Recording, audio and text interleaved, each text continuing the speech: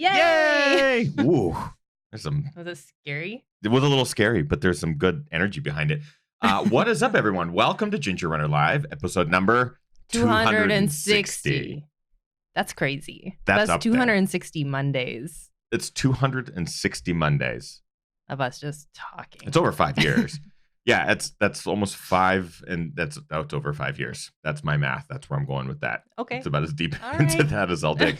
We're very happy to be here. We hope you had a good 3-day weekend, got to enjoy some of the weather in your local areas, maybe got out there, explored some new trails, or got in some long runs, maybe no runs at all, or maybe some races. We just hope you got a chance to enjoy some of the weekend.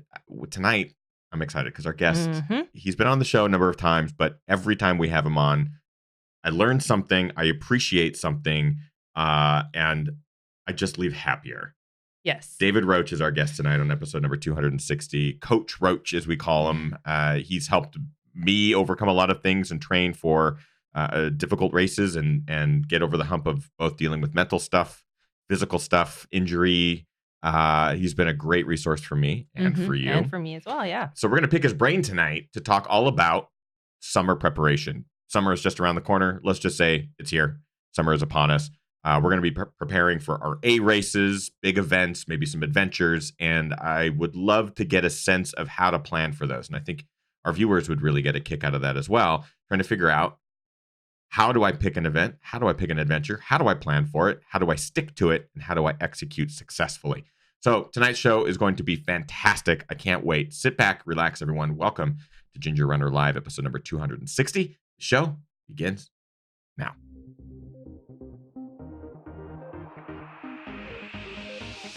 Ginger Runner.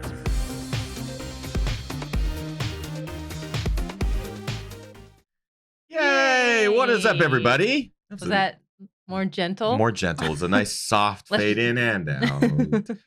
Welcome to Ginger Runner Live, episode number 260. Thank you for taking some busy time. No, that's not right. I never get this right. Thank you for taking some time out of your busy Mondays to spend a little bit of it with us. We appreciate it very, very much. Very fun show planned tonight, huh? Yes. I can't wait. Me neither. Me neither. I'm your host, Ethan Newberry, and I'm joined by Kim. You guys, we are live. We do have David with us, not here with us, because he would be sweating as we are under the lights right now in the heat. We don't want to. We don't want him to deal with that. No, he should not ever deal with that. No. But we are live. If you guys have questions for our wonderful guest David, please pop them into the chat room. We'll be pulling them throughout the show. David Roche is our guest tonight. David Roche, we call him Coach Roche. He's a fantastic trail runner, seasoned coach. He and his wife coach a number of athletes from top tier elites to back of the packers, and just incredible stories come out of their camp. The SWAP team is what they call themselves. And it is an amazing thing to have them on the show. They've been guests before on the show, and we always end up learning something, feeling something, leaving the show happy and energized and excited about what's around the corner. And tonight is going to be no different. So David Roche is going to be joining us on the show tonight to talk about training and executing a summer A race or adventure. Because summer, it's here. The weather is fantastic up here in the Northwest. I know that the Midwest is dealing with some shenanigans. I've said that word a couple times tonight. You'll see why in a second. But we have all sorts of weather happening right now. Regardless, summer is coming. We want to make sure that you can plan and execute and stick to your plan of whatever A race, adventure, goal, whatever you have for this summer. Because we have a lot of viewers who are planning far ahead and getting ready for some of these big, whether it's a race or rim to rim to rim, for example, or maybe scaling some of the bigger mountains that they've ever attempted. It'll be a lot of fun. Before we get into our show and introduce our guests, of course, we have some individuals that we like to thank at the top of every show, and those are our Patreon supporters. They are the reason that we're able to do these live shows, our reviews, our films, everything. It is because of them. So big shout out to our Patreon crew. If you'd like to join us on Patreon, it's very, very simple. All you got to do is go to patreon.com/thegingerrunner. For as little as $1 a month, you get to be a member of the GR crew. And we do after shows and everything like that. After these live broadcasts, we take our guests and we bring them to our Patreon crew. We get to interact with them a little bit more in the after show. And tonight is going to be no different. 3 individuals we'd like to thank in particular at that top tier of Patreon.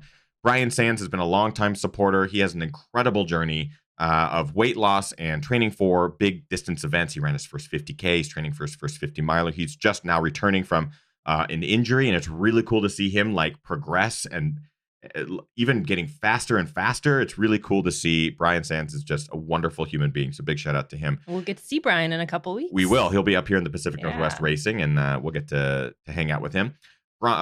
Rick Bjarnason and his team at cheekymonkeymedia.ca. They redid the entire gingerrunner.com website. Big shout out to Rick. He is an ultra runner himself, currently training for Sinister 7 and Fat Dog 120 this summer. Treats these long distances like they're nothing. It's pretty cool to see him run. He ran Tiger Claw. Casual. He's so casual. I just talked to him the other day, but he ran Tiger Claw, and when he crossed the finish line, there like wasn't a bead of sweat on him. I was like, dude, was that not hard? He's like, yeah, no, it was good. So you can all blame Rick when we make it harder next year. Spoilers. And finally, Chris Lee. Big shout out to Chris Lee in Hong Kong. He has an organization called Trailblazer. They showcase these incredible trails just outside of the Hong Kong area. So if you ever find yourself in that region, reach out to Chris or Trailblazer. They will take care of you, show you the ropes, show you some of the coolest trails on planet Earth. That is it. So without further ado, let's introduce our wonderful human guest. He is human guest. That is not a lie. Great. I'm doing fantastic. Just nailing it. Without further ado, Mr. David Roche. Yay! Thanks so much for having me on. I feel like you leaned into the human thing a little bit hard there. I'm so sorry. It's making me question a little bit about, like, should I ask my parents, like they're pod people or something? But yeah, so 260th episode. It's actually, I mean, not a math major, but I think that's exactly 5 years. That means that it is your 5 year, like 5 years of episodes today. And we knew that, and that's why we had you on. Your anniversary episode. So that's why we had you on. For your 5th year, and I really take that as a compliment that I will hold near and dear. And thank you for dressing up for our 5-year anniversary. We appreciate the fact that you dressed up. Like, obviously, we opted not to. I'm wearing a dress. This is rare. I'm literally dressed up. I decided to wear my Bear on a Motorcycle t-shirt. But thank you for the button down, David. Oh, well, I don't have pants on. So who does? It all evens out in the end. Everyone raise your hand who has pants on. Gus raised his paw. I mean, dude, it's always great to have you on the show because we end up, as I mentioned in the pre-show here and just a couple of seconds ago, we always end up learning something new, adding to our tricks up our sleeves, so to speak. And I feel like we always end up leaving the show with a new insight that maybe we didn't have before that instantly helps. Something that we can instantly apply to either our training, our life, our racing. And I just love that. So there's another reason why I'm just excited to have you on the show again. So we appreciate that, David. I love this. I wish that every time I walked into a room, I had Ethan and Kim to introduce me. It would make me feel so much better about life. Not the first time we've heard that. And we do have services that we do charge for now where we literally just announce the entrance of a human person. Yeah. I mean, I just need to go win cheer up on Patreon, I guess. That's it. That's all you got to do. I used the word shenanigans earlier, and I told you I would tell you the reference. If you have not noticed, what is going on behind you there, David? Oh, yeah. So today I was evicted from the normal podcast room, which is the room that Addie Dog is usually in, because people that are watching may know of Jonathan Levitt from Inside Tracker primarily, but he's also an athlete coach and a good friend. He is in town in Boulder. So the normal podcast room has been taken over by him for the week. So I moved rooms and I was like, well, I need to go into the shenanigans room. So that's usually up on the wall. That's like the only thing up on the wall in this entire room. It's kind of like a serial killer room, like one of the Dexter safe rooms. So that gives it a little bit of color in lieu of having Addie Dog not here. I love it. So there's blood samples in the wall, and this house was made with love and shenanigans. Yeah, and we have Jonathan Levitt here who can test the blood samples and see if any of our victims were iron deficient. Perfect. Classic. So let's start with what you've been up to. The last time we had you on the show was a number of months ago, and I'm just curious, have you been racing? Let's catch up with David Roche. What's been going on? So raced a bunch. My kind of the race I was focusing on more, I wouldn't say like the one that I was really excited about was Tiger Claw. Mm. And so got in there on the Thursday before the race and was about to meet up with you guys, Ethan and Kim, and then got a call that my mom was in the hospital. And all we knew at the time is that she was given like a pretty low chance. Spoiler alert, has a good ending. So we don't have to worry. But so that she was having a very low chance of actually making it through this very freakish internal bleed situation that came out of absolutely nowhere. And it was a weird time for me. And I want to thank you guys. And now that I get to see you again, because Ethan and Kim drove all the way to the hotel in the craziest night of their lives and spent like 20 minutes just being present with me as I like worked through things and stumbled over my words. And the bad type of shenanigans was going on in my head, and they were there for me, and it was really great. So flew out, and long story short, mom had like a pretty miraculous recovery. They think she's going to get full brain function back, and she's already walking across a room. Megan's her coach, so I'm sure she'll be doing strides in no time. So that went great. Running's going real well, and no dead bodies currently in the room. Everything's going good. So yeah, it is one of those moments where it's like, we're going to be talking a lot tonight about plans, about things that you're thinking about planning in the future. But at the end of the day, that isn't the goal. Like what you're planning. I mean, I would have loved to be at Tiger Claw to get to meet a lot of the people that are here. That was the main reason I really wanted to focus on it. But my life didn't change at all without not doing it. It got other memories, and I loved the process building up to it. So that's always something to keep in your back of your head with plans, is that we're just using it as a means to an end. Like, it is what structures what you love rather than what you love in a standalone way. I think that's a great place to sort of start, because we knew you were coming to Tiger Claw. We were really, really excited about it. And it was one of those things when we found out that you had to make like immediate emergency plans to go visit your family. It was kind of one of those, oh my God, like this is a scenario that every runner dreads. You travel, you spend the money to go to an event, you get prepared, like you spend months training for it, you show up, and then inevitably something happens. And in this case, obviously, no control over any of this, and you have to give up that to family, right? Family first, 1000%. And it was as much as it was really sad that we had to briefly see you for 20 minutes. It was one of those things where we would have made the exact same decision 1000%. But I think it's also important for those who maybe are watching and have their own goals, just to know exactly that it's okay to be a bit flexible with them. And if things happen, and not think that life is now completely turned around and over because I couldn't do this one thing. Well, my mom is a big Ginger Runner Live fan. Seriously, like you guys, they're in the SWAT Facebook group. You see her interact. She's really into it all. She's probably asleep now, but she'll be watching this tomorrow. And I was kind of thinking when it happened, like she knew that at the back of my head, I was a little bit worried about the descent at Tiger Claw, like ripping up my legs. I wouldn't put it past mom to be like, you know what? I've been waiting to spout this bleed. Now's the time. I need to save David. It breaks my heart.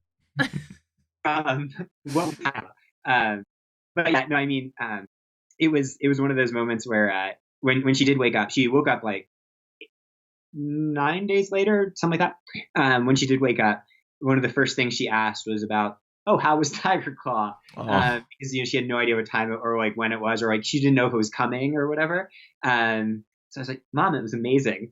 And honestly, like in my head, I got to race it. Like I don't know. I think it really drove home this algebra equation where the race is X, is like it's this unknown variable, and it almost doesn't matter so much. Like you find up finding that the whole time it was about the rest of what's going on. I don't know. I'm really showing on this show tonight that I'm not really good at math with my algebra references, but yeah. So it was really interesting. And then I got to live vicariously in the hospital. Megan and I were both there. Got to live vicariously through the Tiger Claw Instagram stories. So that was really fun. And it looked like, I don't know, it just looked like the perfect day. And I don't know, I really try to, I emphasize with the athletes we coach too, that try to gain as much joy as you can from the journeys of others, not just the good things, bad things too, like that you're in it with them and all that. And so I thought it was one of those things where you can't control what happens in life, and it's obvious when there's a health issue, where it's less obvious but no less real, or in like maybe more mundane things like your fitness, your run, your mental health when you wake up one morning, how good you are on a podcast. Like all these things are relatively out of our control, and being comfortable with that and trying to develop a framework where you're self-accepting no matter what, even in the face of that can help you really grow, like as an athlete and a person. It's hard. It's hard to do that sometimes. It's hard to see. I am so guilty of this. It's harder to see the forest for the trees. It is so difficult for me to sometimes zoom out. I get so wrapped up in specific things. Like if I don't race well, or I don't have a good run, a specific training run, or I don't choose a specific event and nail it, then I think bigger, and I think this is a bigger problem, and I get down on myself and stuff like that. Let's start with that mental side of things. How can someone approach something with a point of view like what you just described, where it's not taking the specific things too seriously, and it's more looking at it as this is just kind of a blip or an experience that I will learn from and adapt to and move on from?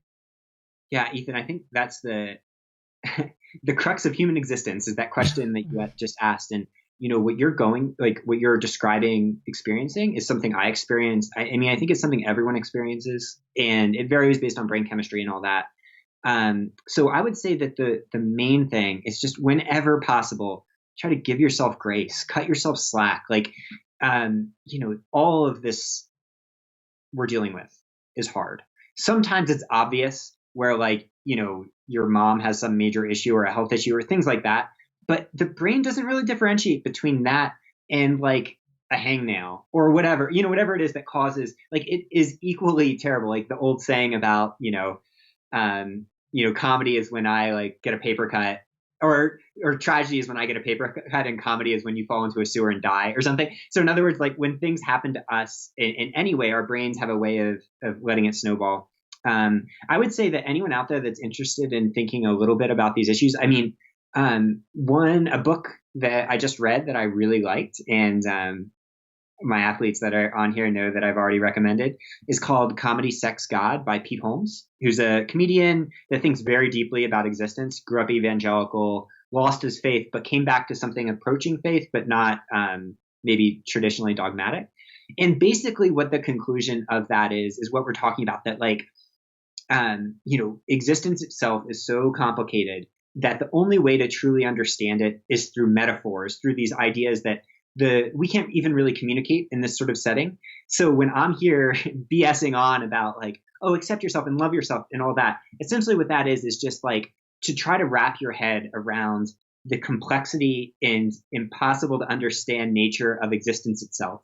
And when you do that, it's so much easier to cut yourself slack. Like, I don't know, it's hard to go to the edge of the Grand Canyon or to stand in a redwood forest and be like, I'm really feeling like I matter a lot, which can be a scary thought, but it can also be a liberating one. So as trail runners, we have a back door to those epiphanies that people try to find in spiritual manner all the time. And so, yeah, try to find it. It's okay. You're allowed to feel that way. And, it doesn't make you any worse to feel that way, because everyone does. That's not a bad way to look at it. We have that book, and we actually can't wait to read it. It's just, those are the types of questions I ask myself a lot. Like we had a bad run on Sunday. We both did, our own unique bad run ways, but we had this run that we both kind of finished and went, well, that sucked. That was hard. It was hard. Why was that shorter? Like, not shorter, but it was a run that we've done double, triple distance of. And it was kind of one of those, why was this so difficult? And then I think I finally came to the point where I was like, it doesn't even matter. Like, it doesn't even matter. And when I kind of allowed that thought to creep in, it reminded me, anytime I do allow it anytime I do allow myself to forgive myself, it helps make that pain go away, so to speak. And that's sort of what ended up happening by the end of the night. It was like, fuck it. It was one run. It sucked. But it's a learning lesson and you can learn from it and all that sort of stuff. But I just stopped caring. Yeah. And it finally sort of like went away. It's hard. It's hard to get to that point. The fan on my computer turned on. Is that distracting? Does that cause feedback for you guys?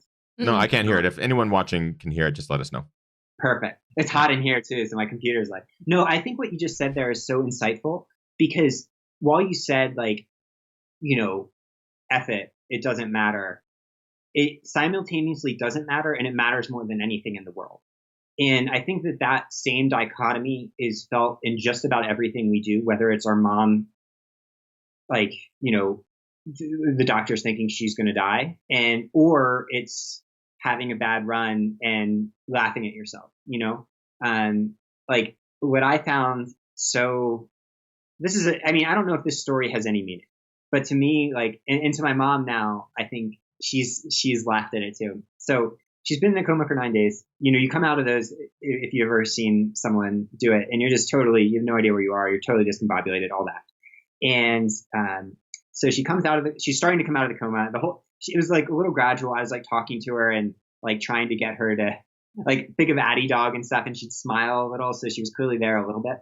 And she comes out of the coma, and you're expecting the first thing she says is like, "I love you," or something like that. And Mom looks at me and just looks deep into my eyes, smiles, and says, "Can I have chocolate ice cream?" And like at the moment, and everyone laughed so hard in the room because it was a great sign, but also it's a good example of like, there's these big lofty ideas that we all have in our heads that are simultaneously intimidating and exciting and filled with love and joy and hope, but also fear and anxiety and all that. But then there's also just the absurdity of it all, of everything. And I think that there's great joy and great peace to be found in acknowledging the absurdity, and not just the absurdity of caring about running, but the absurdity of caring about almost anything. And that it's beautiful that we do in the face of what we know, no matter what your spiritual background is. And I think that's one reason that Comedy Sex God, like I recommend that book, because he's a comedian, and he's a comedian that's had his own like deeply spiritual epiphanies that you might not share. I certainly don't. But to me, like, it's so fun to think about how you can laugh in the face of both your greatest triumph and your greatest failure. And, the universe telling you that like your biggest dreams matter or they don't or whatever. So yeah, I mean, that's, that's like a Zen Buddhist mixed with a Snapple cap summary. But to me, I mean, I think it's liberating in many ways. I realize every time I talk to David, and even when you and I talk with David and stuff like that outside of the show, I'm like, I always go existential. And in the comments, Nathan's already saying like, wow, you guys are already talking existential. It makes my question sound dumb. There are no dumb questions, Nathan. I promise you that. But I do realize we really dove into the existential stuff like right off the bat. Normally, I try to weasel my way through about 40 minutes of show, and then we're like deep thoughts. So I apologize in advance that we are like starting backwards. We're going existential, and then we'll start getting to the real stuff here. Go ahead, Kim. I'm sorry. You've been looking at me like, let me talk. So shall we take a couple questions? Yes, absolutely. Yeah, great question from Chuck Hall in the chat room. Chuck says, question for David. I have identified stress as the greatest risk to my health. How do you approach dealing with stress related to training and running or life in general? That's an amazing question. And I think it gets back to death. No, I'm just kidding. Sorry. No, I think the key thing with stress to remember is that it all goes into the same bucket. I think athletes in particular, and especially like motivated athletes that are training for things, have a tendency to try to silo off their running as a separate thing that, you can evaluate relative to like itself. When in fact, like, every little drop of stress counts. A mile run, like the podcast for you guys, getting ready to host this might be equivalent to a 10-mile run in terms of the amount of stress it puts your body under.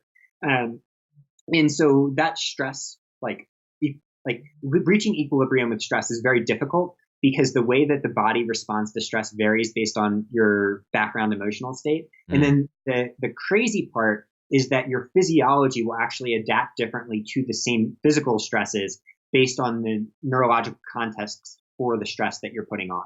So, I think the best example is two athletes can complete the same exact training with the same exact effort levels. So they're the same athlete coming in. Both are doing 5x3 minute hill workouts, same times, same heart rates, same everything on the workout itself. Based on just the neurological context of that workout, they can adapt in completely different ways. One athlete could be setting themselves up for a breakthrough. One athlete could regress from that same stress. So it becomes a really complicated stress equation, one that you're probably never going to solve perfectly. And so when in doubt with that stress equation, when you're dealing with stressful circumstances like the question, always err on the side of reducing it rather than notching it up. Being one thing that a lot of runners will do is be like, I am feeling bad, I need to work harder.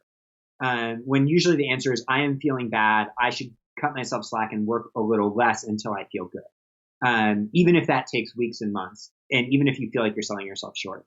So yeah, long story short is just with stress, always try to give yourself the best chance for success, both physically and emotionally, by, monitoring how you feel. So on Sunday, when you guys have a rough run, what that says to me is not, oh, well, you need to go out there and nail that long run next week. It's if you wake up next Sunday or next Saturday and feel the same way you did, then you should probably just go out without watches and, to have fun on a hill somewhere until, and just not worry about it. So yeah, my thing on stress is take it easy and look more for stress reduction than stress enhancement when in doubt. And I know from experience that stress can represent itself differently in different people and differently at different times. So how I reacted to the stress of dealing with a big project 3 years ago is different than how I dealt with the stress leading up to Tiger Claw, for example. My body, my physiology, my brain, everything was adapting differently. I remember taking notes in my log and stuff a couple of years ago when I was working on a big film, and then for Tiger Claw, it was just it was a completely different type of stress. I'm in a different place in my life. I have different expectations on everything I do in my life, and it was really interesting to see how little running I could actually accomplish happily this most recent sort of influx of stress. So I can only imagine that it's a difficult equation, going back to algebra, to figure out per athlete, per time in their own lives. I can't even begin to think about how to change that up per person. Yeah, and the body doesn't care about miles. We summarize things in miles and vert and workouts and all this other shorthand, and that's not how the body deals with things. You were just talking about stress. I was talking about my mom. For some reason, for me, that was you guys saw me at the worst moment. After that, my brain just calmed down, and I was actually at peace in the hotel, in the hospital. And I trained pretty well and I felt good, even though hours were crazy, was barely sleeping, my body for some reason hit that adversity and relaxed. Then I had some little meaningless work thing hanging over my head, that's related to not coaching, something I wasn't super excited about. And for some reason, I'm thinking about that thing, so that plays a role, but then also just how workouts work. Sometimes your body will just nail it over and over and over again. And that's awesome. You can ride that wave, but also pay attention to the flip side when it's going the opposite direction. So the way, as it relates to structuring the nitty gritty of your training plan for the people out there, what I would say is just make sure that nothing is written in stone. It's all in pencil, made to change. And so, every day that you do, reevaluate where you're at and you can change things. If you have a training plan that you're not going to change for a while, maybe that works if you're a pro and napping at 2 hours every day. But if you're not, you just need to give it space, give it room to breathe, and accept that a training plan is perfect world, and the world isn't perfect. That's great. I want to start talking about kind of the subject of the show. I'm realizing we're like 30 minutes into this. I'm like, man, good thing it's a 5-hour show. Good thing, yeah, it's a 5-hour show. But this is what I love about David is I can talk to him about so many different things on so many different levels. We're talking about picking races or goals or adventures that we want to do this summer. And how does the first step is how does one approach that? So depending on where they're at in their journey, because everyone's journey is different, that fear of missing out and comparison is prevalent across social media, across in our lives, and even amongst spouse partners and that sort of thing. How does one determine a appropriate race or adventure that would be a good race or adventure to really get them out of that comfort zone, but then make it something that they could accomplish in not a short amount of time, but within this time frame? Yeah. So I was going to do another joke that this is all about heaven and hell. We're digging deep. But there are two things that are important, just not those two. So I would say the first big category is don't idealize what you're doing. I like athletes to think about these things not when they're sitting behind their computers at 9 p.m. or whatever, and really disconnected from the activity. But I like them thinking about it like if you're doing something on trails, like when you're on a trail going uphill and you're tired and it gives you a better perspective on what you're actually going through. So, I think it's really easy to be like, well, Grand Canyon, rim to rim to rim. Think of the Grand Canyon. It's just that. When in reality, it's not the Grand Canyon. It's like this section of trail with some rocks that's pretty steep and you're really tired. You know what I mean? Like those nitty gritty details of it are really helpful to think through. Because at the end of the day, no one cares. This is an internal journey that you're going through. So, you need to make sure this is about you, not anyone else, not the you want to be, but the you are. And to be totally cool with that, the types of things that people on here are planning this summer, and I'm including like the people on here that might think they're not epic because they don't do 100 miles, they don't do the Grand Canyon. Like they're freaking mind blowing. Like just the fact that humans, like people are out there running like 10 or 20 miles, like and doing it like that's so cool and crazy and something that like people 100 years ago never could have conceived of. And so, try not to normalize too much the types of things you're doing. Give yourself a lot of credit, and you don't have to start at the most epic thing and then work backwards. You can start at the least, like the most exciting, least epic thing and work forwards over time. So that's the first thing is don't idealize it. The second is, and you can tell I'm wearing a button down. I also have a notepad. Someone's going to pause that there and see like some crazy notes that I took. It's like a drawing of us with like it's across just, our faces. It is. It's just a drawing with you crossing out our faces, right? Yeah. Anatomically correct drawings on here. And Ginger Runner Live will soon become Roche Live. So the second one would be choose something that structures the process you love. And so what I mean by that is like a lot of people will choose 100 milers, for example, and I'll find out they don't love like long back-to-back runs on the weekends. Like then don't do a 100 miler. That's just not the type of thing that like all this adventure is meant to do is give your life some sort of meaning, purpose, structure in the interim. And I'm talking about professional athletes too. I say the same thing to, Jason Schlarb or Claire Gallagher or whatever that I do to, someone that might be hoping to run their first 5K. Like choose a goal, something off in the distance that excites you, inspires you, but that also like you enjoy the training for it. And that doesn't mean you love every moment because I definitely don't. I have many runs that are comically the bad shenanigans. But you can, as long as like that whole general feeling is something that lifts you up, that's great. But what I see a lot is that people choose things that actually kind of make them feel worse about themselves, not because they're like, oh, I'm not worthy of as a runner, but almost like, I don't know why I'm doing this. I just don't feel good about who I am, who it makes me. Then that's probably not the goal for you. So if those two are met, like, you're not idealizing it and it's the process you love, then go for something big and scary. Go for something that is the like what really just excites you to the max. It's okay to be scared and to be fearful of what you're doing, because the only time you can ever be courageous and have all of these uplifting emotions, honestly, is when you're a little scared. Otherwise, like when things are perfect, there's nothing that's really being tested. So yeah, choose something that like lights your soul on fire, makes you wake up every morning like a little bit nervous. That's exciting. I will speak from experience based off of last year going into the 100K was I hadn't run the distance in a long time, 62 miles. I truly didn't believe that I could do that distance anymore. I'm like, nope, I'm a different person. I have different goals. 62 miles, 100K, it's not in my wheelhouse. I'm done. That was it. I had a heyday a couple of years ago. I don't have any right to do that again. But what I think worked for me was I controlled the variables. I chose the location of it. I chose how it was run. It was a loop-based thing. It was about 7.5-mile loops. I chose the people I ran it with. I chose the food, the nutrition that I used to fuel myself. I chose everything.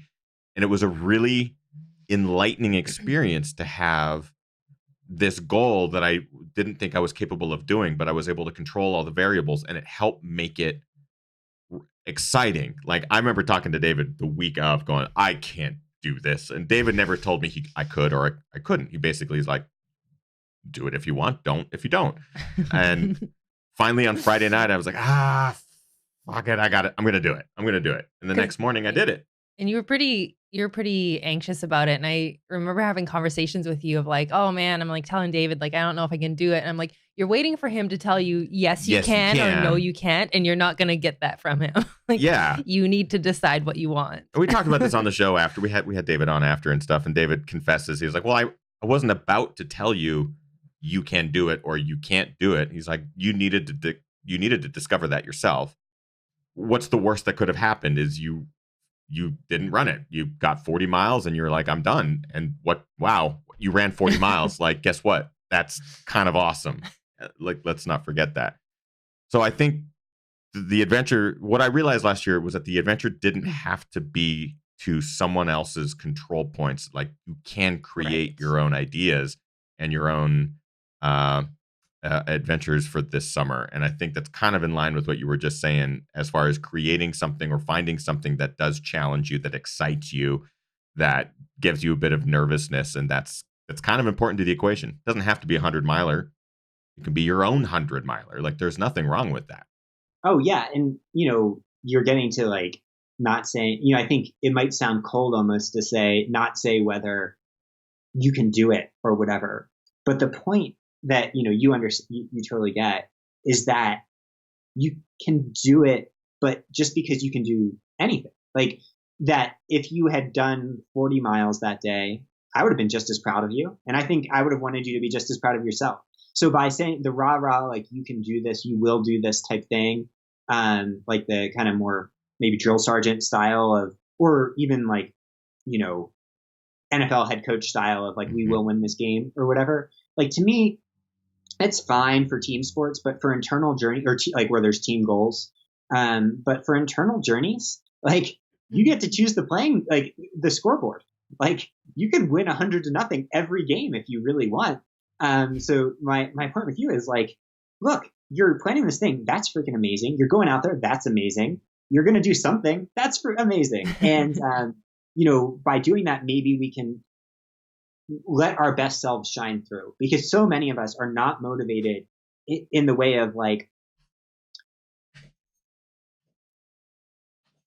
wanting to that can then backfire, because what happens if you don't? Like, what happens if you don't reach a finish line or don't do that? Then does that like mean you're not worthy? And the answer is no. So, the reason that running is so different than team sports is in team sports, it's all distributed. So you're getting these goals that like, it's never a reflection on you as a person. Rarely, it sometimes, but for individual sports, it really is. That's why, Michael Phelps this past week opened up about his anxiety and depression and the importance of therapy.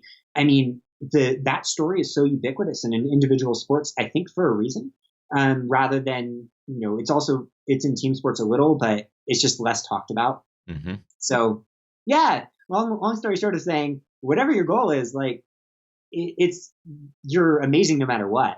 And make sure that you set your goals with that absolutely being at the forefront.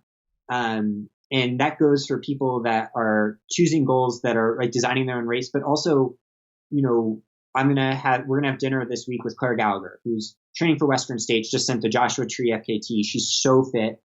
She could win, or she could DNF, or she could DNF, not start.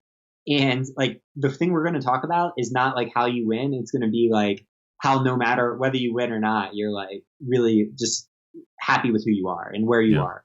And I know she's like, she'll be all in and she'll go for it that doesn't mean you don't go for it on race day. It just means that like, you know that you're going for it, but while not giving an F, as you said earlier. We do have some live questions. Kim's been pulling them aside and has been very patient. I apologize. What do we got from the live audience? A question from Brian Sands in the chat room. Brian says, David, let's say I'm looking at doing multiple ultra races in a season, 50K plus. I know it depends on the individual, but what do you usually recommend as a good interval between races? Well, I feel like this is a trick question, Brian, because Megan partners with Brian, and Megan loves Brian deeply. I heard about this yesterday. She was talking to Jonathan Levitt about how amazing Brian is. So Megan might have given you an answer. So this answer is directed at the rest of the audience. Brian, whatever my wife said is correct always. So for everyone else, I mean, it's heavily dependent on background, but my general thinking with this stuff is that you always want to err on the side of like not burning yourself out physically or mentally. There's a lot of physiology that goes into it that I'm not going to get into, but we can all intuitively understand the psychology there, that like the emotional investment of these things, it's almost like a drug hit. And I read an article recently on FOMO that mentioned just briefly like the study everyone talks about, where a rat was allowed to hook itself up to a dopamine release button, so it could hit the button, and after it learned what it was doing, it started hitting the button at the exclusion of all else until it would have starved itself to death. So the point is, your brain wants to keep signing up for races, so you need to understand like what your goals actually are. So to make it a little bit more concrete, like for most people, I would say you could do 50Ks 4 to 6 weeks apart if you're really like loving the process and loving it. Once you start going above that, unless you're doing a 50 mile or 100 mile in training, you should start separating it by more. So 2 months, more than that even. Give yourself room. Just give yourself room to enjoy it. Give yourself room to learn from failure. Give yourself room to celebrate success. Give yourself room to celebrate failure. Like, I mean, all of that stuff. Like, you need the empty spaces to grow. So, sorry, go ahead. No, you go ahead. I was going to move on to the next segment. Do you want to ask a question? Oh, I was going to say, so Brian, listen to Megan first and foremost. And yes, I was going to move on to something else, but go for it. Okay. So you mentioned your article that you wrote on FOMO, which one of our viewers just mentioned as well. So maybe we can talk a little bit about the summertime FOMO of seeing everybody's Instagram pictures and everybody's doing these big peak adventures. And I can say for myself, FOMO is a real thing, because sometimes I run often with Ethan and our other friend Darren, and quite often they'll have a little bit longer mileage than me, and maybe they can go do something bigger. And I'm just like, oh, I really want to go do that bigger thing, but I really should kind of stick to what I'm supposed to be doing. Yep. So I feel like as summertime rolls around and we are seeing all those glorious Instagram photos, how do we keep the FOMO at bay while sticking to our guns and sticking to our training and keeping ourselves healthy? And yeah. I mean, FOMO is so hard because there is nothing that is satiating with it. Like it is one of those, like ego. I mean, it's coming from a similar place. It's a monster that has unlimited appetite. So, you can do something and there's always something else, and there's always something else, and there's always something else. And the story that's not always told, but is starting to be told a little bit more, is that the things that we are comparing to, whether it's like comparing to ourselves or comparing to others, like it doesn't lead to any like appreciable change in anything. Like I'm very fortunate to get to see the behind the scenes of a lot of people's lives. And I see a lot of the people that post things on Instagram, and then I see what I see in real life. And I'm like, there's just such an offset between how they feel about themselves and how others might think they feel about themselves. And I don't think that's a bad thing. Like, right. I don't think that that's coming from a bad place. It's coming from, that's just the nature of social media and like life, like no one wants, I mean, life for the most part is mundane. It's boring. You question yourself. You doubt things. Like there's a lot of that going on.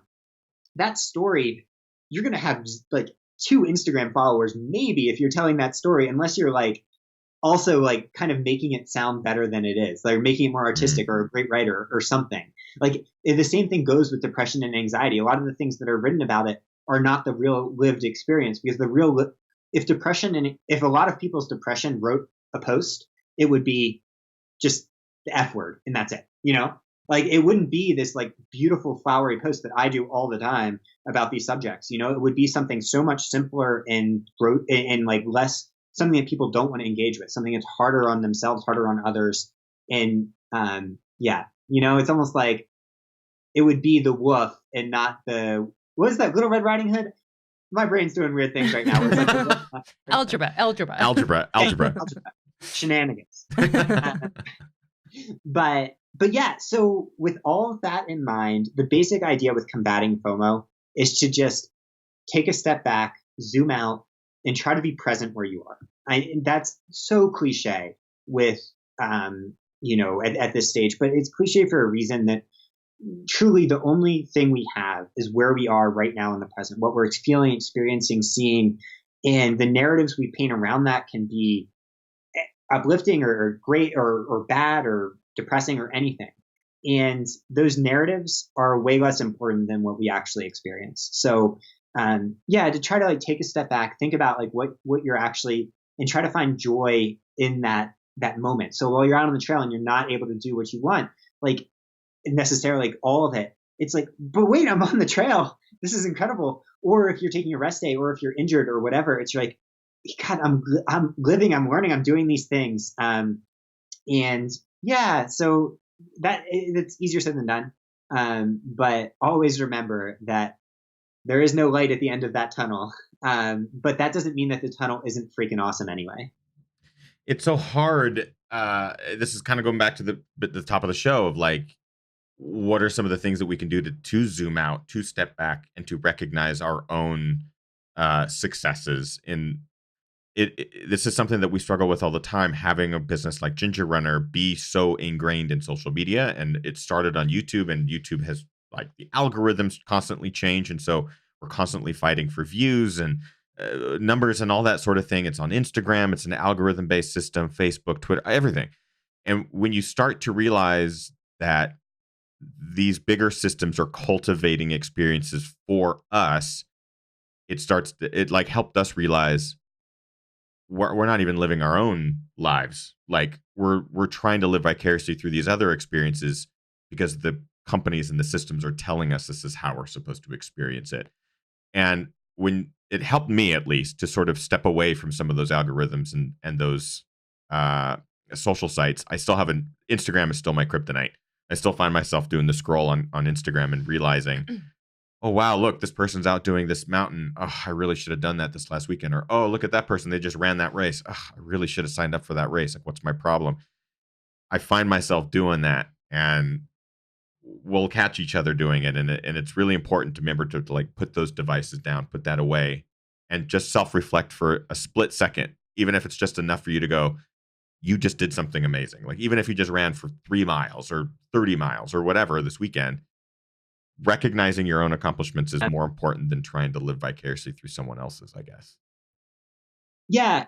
Well, I mean, social media gets like such a bad rap. I was reading a lot about the research, and it's not really a social media problem. It's made it way worse, but it's essentially mainlining something into our brain that our brain wants to do anyway. And there's evolutionary reasons that you want to like draw these narratives to out groups, like to other, and so yeah, I mean, in the face of that, like I think everyone's guilty of that, like the scrolling or whatever. Even if you're not on social media, like your version of everyone has their version of that. If they're at all connected to other people. And probably someone like, a monk is looking at other monks being like, they're reaching existential transcendence quicker than I am. What am I doing wrong in my journey? And so, yeah, with that in mind, I mean, I think it really does get back to like, not saying, okay, well, I'm going to abstain from it and that will make it better, because it doesn't always. It often doesn't help it at all. It's to try to train yourself and your brain to react to the same stimulus differently. So, maybe a good, like a much simpler example is like how dogs are trained, right? Like dogs don't want to do anything we make them do, but over time you develop behavioral patterns that associate something with something else, and then it becomes an uplifting thing. So what I love people to do with social media is, instead of like, when you have those thoughts, those normal thoughts, don't just stop there. Like, try to slow down a little and be like, okay, no. What I actually do is I want to be like awesome for that person.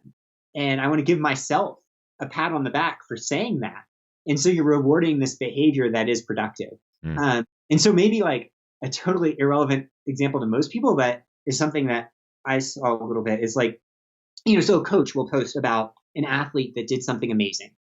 And my little monkey brain, part of it's like, well, like all the jealous or whatever thoughts, ego-driven thoughts that we all have about whatever our thing is, whatever, you know what I mean?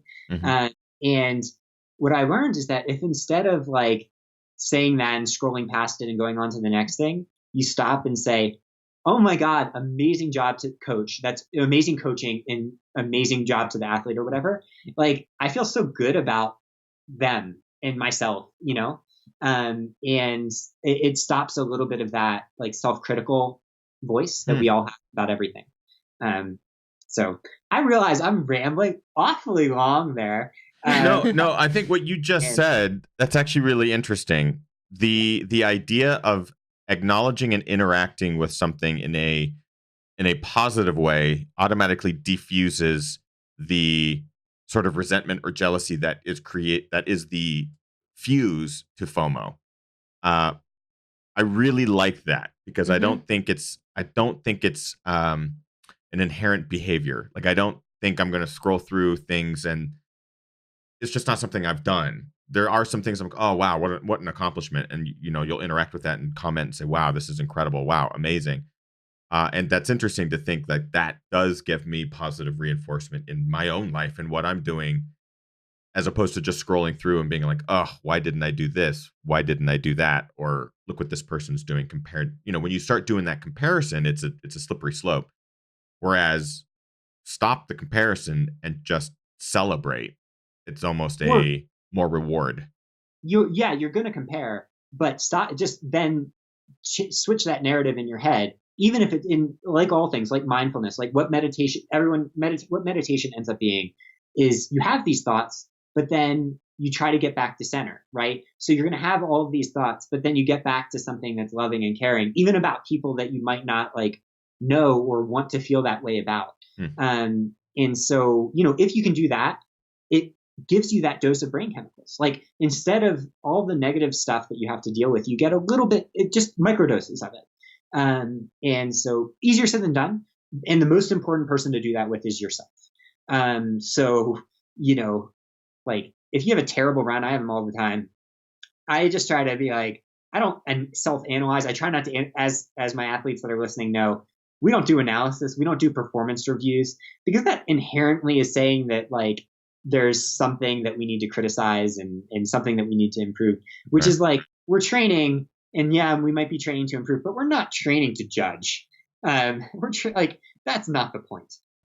So to try to set it up so that like, that's not the, if you're looking at numbers, you're looking at the numbers in a way of like, damn, I'm pretty awesome. Just like that person over there is pretty awesome. And just try to get a little positive feedback loop going. I like that. I like that a lot. I want to kind of wrap up the show, because we have been talking a little bit about our actual show topic, which is creating goals and setting them for the summer. How can we execute? So let's say we pick a race. How do we plan strategically where we can actually show up to that race or adventure or start whatever we decide to do healthy and complete it successfully? What are some keys to get us to that finish? Awesome. And I'm sorry for rambling to get this, but I'm going to try to give a unified theory of structuring your training weeks in a couple minutes so that we can then get to any other questions. So take your time. Explain as much as you need. Do what you need to do. We got all the time in the world. Oh no, I mean, I consider it a fun challenge. Even better. You've got 30 seconds and 20 seconds of air. Yes. I'm going to start with like some general stuff and then apply it through a specific athlete, Kat Drew, amazing woman who just won the Canyons 100K, but I think her story has a ton of overlap with anyone's, no matter what your background, even if you're just starting to run. Awesome. So like, let's just think about it in a planning framework. This is where my helpful notepad comes in. So I'm going to be glancing down really quickly. So most athletes will want to think in terms of a 7-day week because that's how the world works. Start with thinking about your rest day, how much rest you're going to need in a week. Every athlete, I think, needs at least one rest day that I coach, including the top pros. It's the ultimate way to protect yourself against injury, to protect yourself against burnout, and also adapt to past training. Some athletes need two. I would say that like if you're at all worried about injury or you're busy or you have kids, 2 rest days a week is great. If you're over 50, you might want to go to 3. You might want to sub in a cross training day. So think about those rest days, plug those in. So for Ethan and Kim, it's Monday. That's their day where they have the thing. For me, it's Monday. For most of the athletes, it's Monday. Some like Sunday or Saturday to be with family, whatever. The idea is just to plug those into your week, no matter what your goal is. This is if you're doing a 100-mile or 1 mile. Then think about your long run, the day that you have a little bit more time. Plug that in to the week where that can be. Idea with long run isn't necessarily that you need to rip yourself up, just that you want that long distance aerobic stimulus that improves metabolic factors and aerobic efficiency. Then think about a workout, a day where you'll be able to bring in a little bit more mental intensity into it.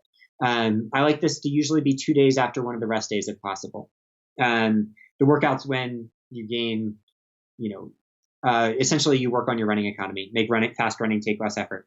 Then you just fill in with easy days, possibly some strides if you're advanced. So now we're going to go to Kat Drew, and I think that helps illustrate it. So Kat, I started coaching Kat like 4 years ago. If you don't know Kat, she's the most delightful human on earth. But she had a little bit of a history. She works her butt off at work. So her stress, to get back to that question, is a little limited by factors beyond running. So Kat has run 5 days a week pretty much forever. She doesn't do, she doesn't max out how much training. I mean, you would think that a top pro would be running a little bit more than that, but she sticks at 5 days a week. Her rest days are Monday and Friday. She does a workout on Wednesday and then longer runs on the weekend, easy runs on Tuesday and Thursday. And that type of schedule can work for almost anyone, no matter what your goals. You're going to scale up the long runs for your really long distance goals, but you don't need to scale them up that much. For Kat, she did a 25-miler and a 50K before her 100K. And then the rest of her long runs were usually 16 to 18 or something like that. Scaling it down to someone that might be doing their first 50K, you probably don't need to go over 16 or 18 miles unless you actually need to, unless like you need to mentally. Workouts can vary a lot. The idea is 10 to 15 minutes or 10 to 20 minutes, 10 to 30 minutes of fast intervals structured by recovery breaks. At the margins, it can get really complicated. I talk about that a lot in articles, but basically you can't go wrong with just going a little bit faster, a little bit. Fill that in with easy days, and then just repeat a week that you can do over and over and over again and keep your fire burning and keep your stoke going. I think someone like Kat Drew saw. When Kat Drew, when I first met Kat, she's an amazing athlete, but, would never have dreamed of what she could do this year. And she didn't increase what she did. Instead, what she did is she just repeated that week with minor variations in and out and just let her body build over time. And through that, I think the most instructive thing is her Chuckanut results. Over the last 6 years, her time has improved every year. And she went from like 17th to winning this year. And, Kat's Superwoman, but I think the moral of her story is that we all have a superhero within us. We just need to let it come out. I mean, you really simplified that time-wise. Like, I'm really impressed that we were able to cover pretty much everything in just a matter of minutes there, as far as building up your week, starting with the rest day, working back from a long day, and kind of filling in between, to picking your goal. And is there like no, because you answered that too, as far as like what sort of volume you actually need to execute a certain type of goal, because you're not a huge volume sort of advocate. Like, you're not advocating for 120-mile weeks for a 100-miler attempt. Yeah. I mean, there's a time and a place for that. Like, I'm not going to say that, I'm like low volume or whatever, but Kat, for example, she averaged 52 miles a week before the Canyons 100K, which she's fast. That's not much time for her. Someone else that for many people, that same amount of aerobic volume would probably be 20 to 30 miles a week. So, there's things on the other end of the spectrum. That's not saying high volume is bad. It's saying you don't necessarily need it, and that the week you can repeat many times over is way better than the week that, is stop and start, right? Or, you train consistently 6 months a year and then hate running other times. So yeah, I mean, what I would say is that Strava is another place where FOMO happens, obviously, and it happens with numbers. And to really draw in that the numbers are not what does the event. It really feels like that sometimes, but it's so much more complicated in practice. And I think almost every coach, like the people that live this, care way less about the specifics of the minutia of like what a split was or anything like that, or what the weekly mileage was, than maybe people that aren't engaged with it all the day. And the reason is that coaches see that it's almost random sometimes. Like you're finding things in your training that are not embedded in the training, they're embedded within you. And so training is just uncovering those things rather than training building itself up. So yeah, what you uncover, oh my gosh, it can be so much more than you ever thought possible. And that's the coolest thing. Like Kat, she let herself believe in this crazy, impossible future. And that's what let her find it. That's what let her find what was inside herself. And so, yeah, where your own internal journey leads could be totally different. Like in my own athletics, for example, I've started to reach that point where I still have big dreams and I will keep fighting for it. But I've also started to see where those limits might be. And, it's really cool in some ways to start to understand, yeah, I might be able to get close to that, whatever my potential is. So many people go through life and never give themselves the chance to get there, not just in running, but in anything, in being a partner and being like, a podcaster, anything. And, what it ends up being in practice, all these things is not one big action. It's lots of little ones. It's 260 shows or 50 miles for a week for 5 years or whatever. So yeah, give yourself a dream, give yourself permission to believe in yourself, and then freaking go for it without caring where it ends, because that's what life's about. Hot damn. Hot damn. That's exactly where I want to end the show with David Roche. I think there's still a lot of questions that were unanswered here in the live show from our viewers. I still want to talk about a couple of things, like what happens if you start feeling maybe injury setting in or sickness. How far does that set you back? Does it set you back? We'll talk to David a little bit more in our after show. We're going to keep him in his oxygen deprivation chamber for about 10 or 15 more minutes. So if you would like to join us in the after show, you can do so by going to patreon.com/thegingerrunner. But before we even get to that, David, where can people find you on social media if they have residual questions or if they want to follow you and follow your adventures? Where can they find you? Well, now that they know I have a kill room here, I don't know how many new followers I'll get from this one. I really like that, guys. Kill room. Yeah. Actually, some people might be way too interested in that. Our website is swaprunning.com. That's it. You can find me anywhere. My email's on there. Email me anytime. GRL's community is always amazing at even if we aren't your coach, like we love answering questions. So you ever have questions about like your own training, what your week might look like, even that you can then repeat, all that stuff. Like, hopefully there's people in the chat room that have interacted with us like that and know that, like, hopefully it'll be, hopefully my dream is to make the response so fast that you think that it's like a bot responding to you, but really thoughtful. Because I care about it and I want you to feel like, it's a conversation. So that's it. Our dog's Addie does stuff on Instagram, and yeah, maybe actually the better theme after what Ethan was saying earlier is, instead of finding me, find yourself. What a way to end that. Nailed it. That's the name of your next book, David. Don't follow me, or don't find me. Find yourself. Speaking of book, David and his wife Megan wrote a wonderful book called Happy Runner. We highly encourage you check it out. It's a great look at what goes into runners' mindsets and how to sort of get in the right frame of mind and tackling training and mental illness, and how that sort of has affected people in this running space's life and how they've gotten through it. And it's fantastic look. Yes, really unique angles. So I highly encourage you guys check that out. That's Happy Runner by both David and Megan Roche. Thank you, David. Very much appreciated. Thank you so much, everyone. Thanks for the shenanigans. And yeah, love you guys. Love you all. Thank you so much. And I'll see you in the post show. Absolutely. So we are going to keep David in the oxygen deprivation chamber. He has about 10 or 15 minutes of air. So we're going to move into the after show. If you would like to join us on tonight's after show or any after show, all you got to do is go to patreon.com/thegingerrunner. For as little as $1. It gets you that really wonderful perk. And depending on what level you go up from there, there's some additional perks that you can go check out. And we have a new member here on the YouTube membership channel, Michael Stein. What's up, my friend? Welcome. Thank you so much for joining. We have a handful of members here on the YouTube channel as well, which is pretty neat. You can see Brian Sands has a little medal next to his name, which he earned by being a member for a number of months, which is pretty cool. Yeah. We do like to end our show with a really cool segment where we get to recognize members of this community, the viewing audience, and people who support us on YouTube and across the social media channels when they accomplish something pretty damn amazing. So every week we are now recognizing a crew member of the week.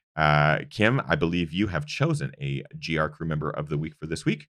Who do we got? Yeah, this week's GR crew member of the week is Jeff Iosa. Yes. I don't know if I'm pronouncing your last name right, Jeff, but congratulations on first place at the Sweat Swap Swear 50K. Actually took me a long time to get that right, because I kept wanting to go sweet sweat swat swat. No, sweat swat swear.